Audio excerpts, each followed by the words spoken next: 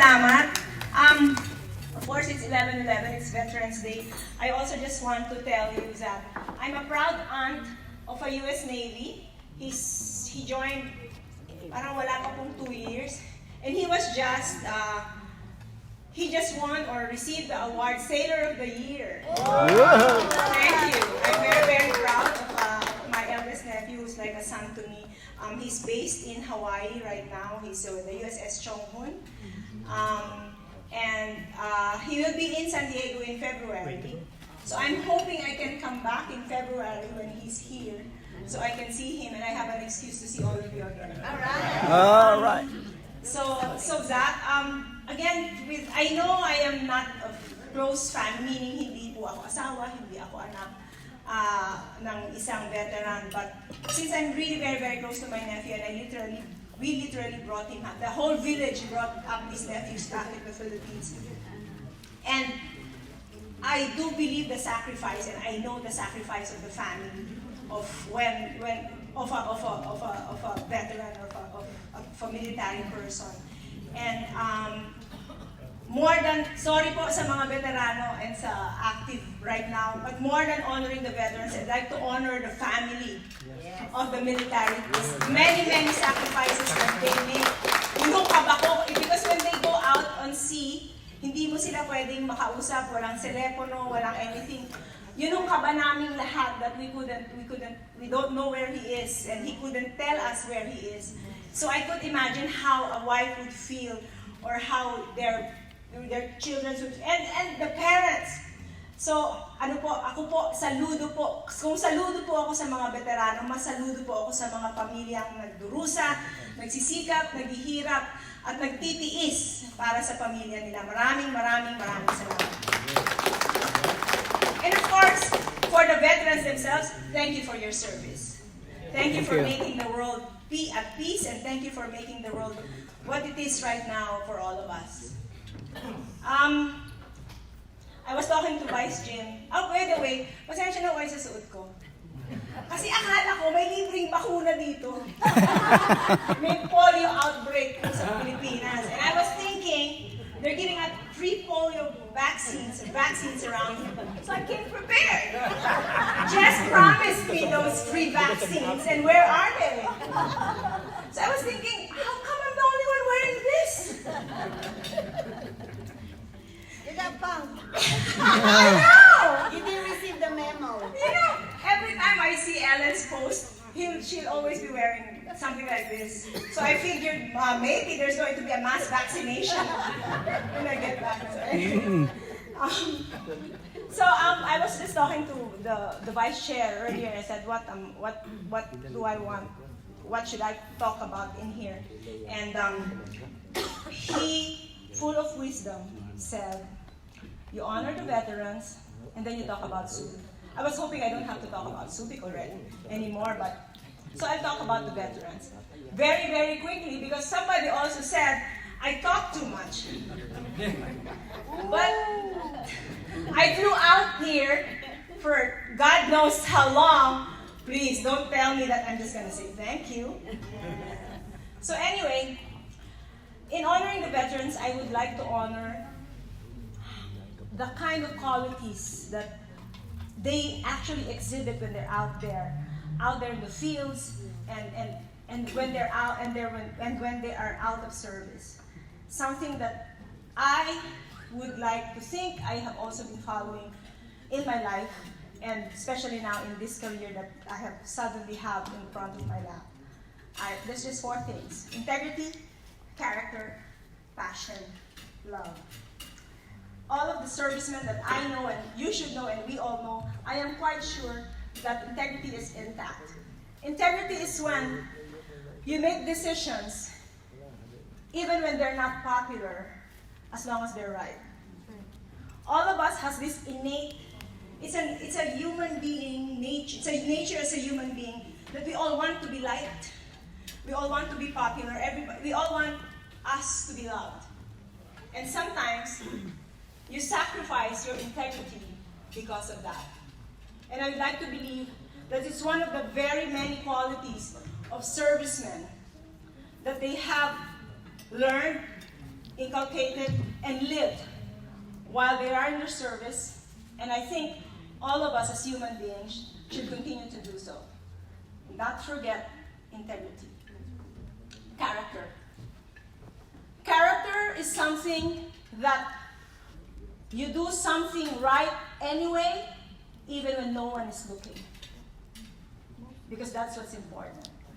So that you can continue to sleep at night, knowing that you did the right thing. And I'm quite sure when they're out there, that is something that needed to be done and should be done each time and every time. Passion. Passion is doing something with all you've got. Hindi pwedeng, pwede na yan. Hindi pwedeng, okay lang yan. There should be no such thing. Anything you do, including speaking right before here, do it with passion. And of course, love. Because at the end of the day, what is life without love? So with that, I would like to honor all our veterans, and I would like to encourage everybody not to forget to live each and every day of our lives with integrity, character, passion, love.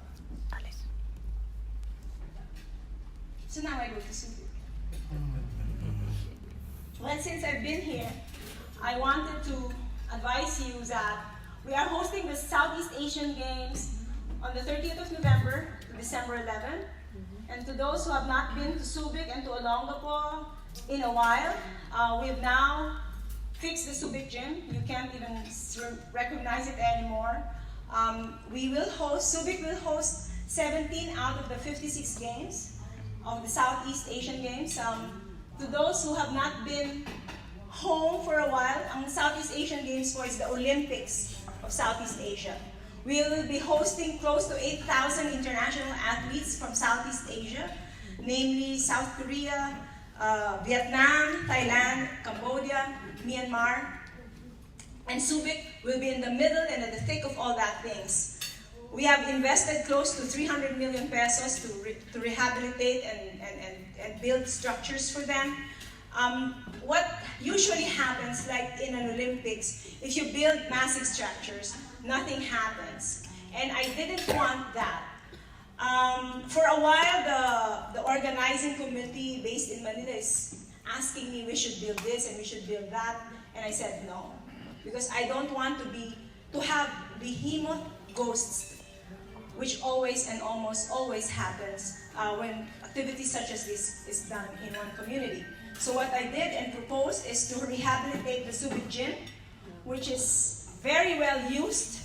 And so it's now up to, if the Americans left it with the high standards, I can guarantee you now that it's so much higher.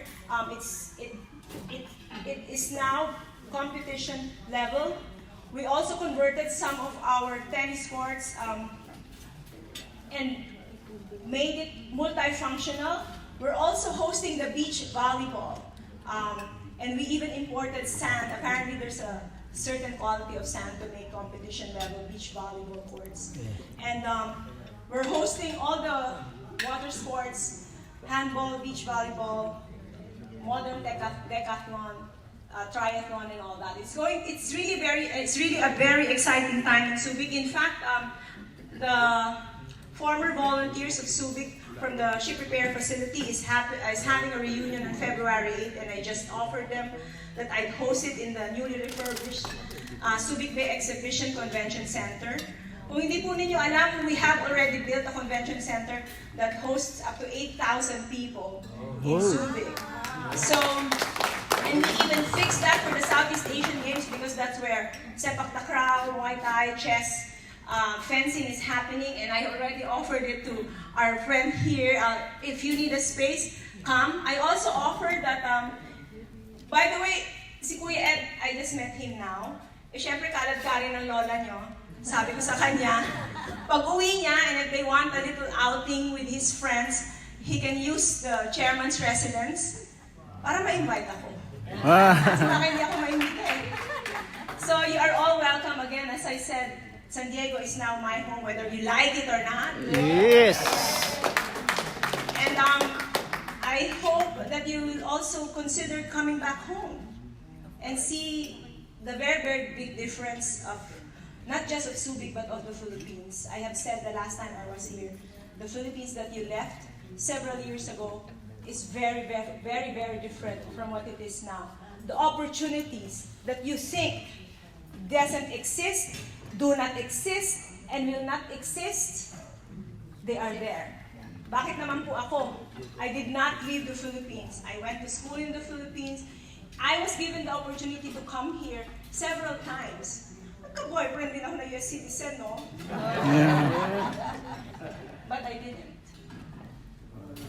And I challenge everybody, and I challenge all of you, come home. Yun lang po, maraming pong salamat sa inyo.